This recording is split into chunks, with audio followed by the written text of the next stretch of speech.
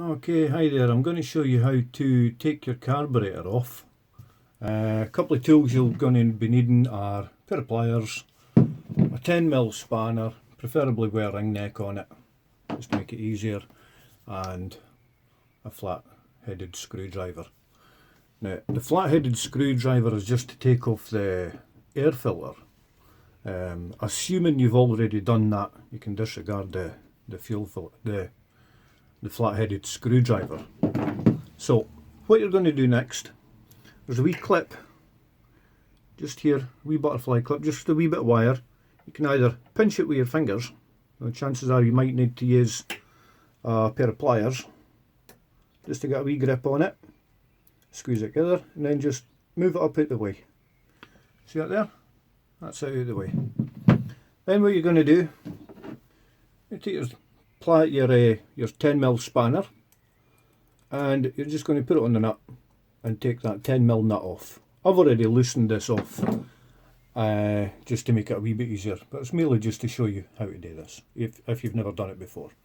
Okay, remember to put all your nuts and bolts in a safe place. Then I'm going to cut round to the other side.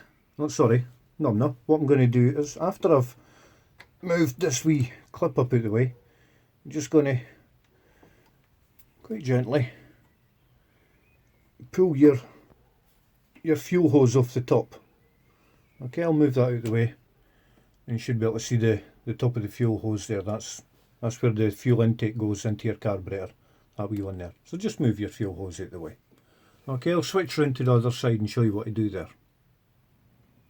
Okay, I'll switch round to the other side. As you can see, I've already took this nut off, again with a 10mm spanner. What you're going to do after that, you can see here I've taken off the air filter, is you're just going to pull this off here, pull the carburetor away. As you can see, it's still attached with this. I've already emptied this for the petrol that was in it, but don't worry about it too much. This bit at the top, you might need a pair of pliers or large water pliers to slacken this off. You should manage it, no problem. Just take this off. It's your throttle control cable, and it'll pop off, and there's a wee spring, and it will slide out. Now you see that notch there with a circle in it? Okay, pop that off, and that is your throttle needle. I'll cover a wee bit about that later on in another video, about how to alter the position of this so you can allow some more fuel to get through your carburetor. Okay, now if you just look down inside there, you see that wee notch? That notch, just on the inside of this tube here, that lines up with that notch on that side of the carburetor. You can't do it on this side because it just doesn't work like that. So I'll just put this back in just for demonstration purposes.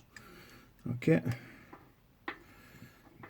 if I can get the buggery thing to line up. There we are. It's got to go all the way in. Right, and then this bit we just go back on the top. I'm not going to do that just now, but that's how it works. Alright, there we go. That's it, goes all the way in.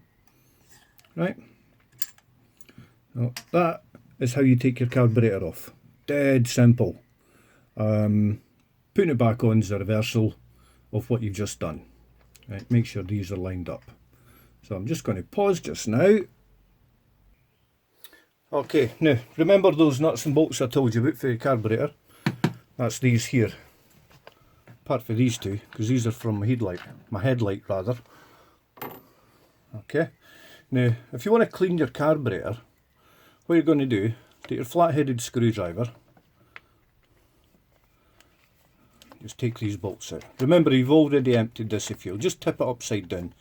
Or what I did was, I tipped it on its side, and the fuel came out here. Okay, took a wee while, but we got there in the end. So again, flat screwdriver, and just take this out. Bother with that one right now, because it's quite slack. Get off there. It's the worst thing about trying to do this and think about where your camera is as well. It's a wee bit difficult. So again, there's 3 screws on here. Do this with all 3 of them. Alright, I'm not going to bore you with me taking out screws, so I'll come back in a second. Okay, right. As you can see, the 3 holes. 1, 2, 3. Take all the screws out. Voila. Your carburetor comes apart. Okay, I'll just stick that there. And this is your float bowl. This fills up with fuel. And this wee float, sorry, camera angle again. This wee float moves up and down, allowing the fuel level to rise and fall in here. Doesn't go above a certain level, that's what it's for. Works like a toilet cistern. So, if you've got water in your fuel, in the bottom, you'll see the water. It looks like a wee bubble, or several bubbles or whatever, or globules of water sitting in the bottom of that. So you would take some brake cleaner, brake fluid cleaner, and just get a good clean out. Wipe it down clean with a rag. Don't be tempted to apply heat to it, because you'll melt your gasket that runs round here. Okay, so when it comes to cleaning your jets, just loosen these off. You can only go so far with them. You'll tighten them back down as far as you go, but just don't over tighten them. You know, just hand tight's fine. Okay, so you take the top jet out, lay it to one side, and the other jet, main jet's the middle jet. I'm going to lay that one over there. Okay, so you can see pretty much down there, they're pretty clean. If they're full of crap and you can't see through there, they'll be dirty. So just get some brake fluid cleaner and give it a good spray down those holes. And you might want to do these holes as well, just to give it a good squirt, just to make sure you get any dirt and crud out of there. That's your fuel mixture screw. Okay, chances are it's been set by the manufacturers to sit where it is. Okay, so unless you're going to muck around with your jets like I'm gonna, you wouldn't really touch this.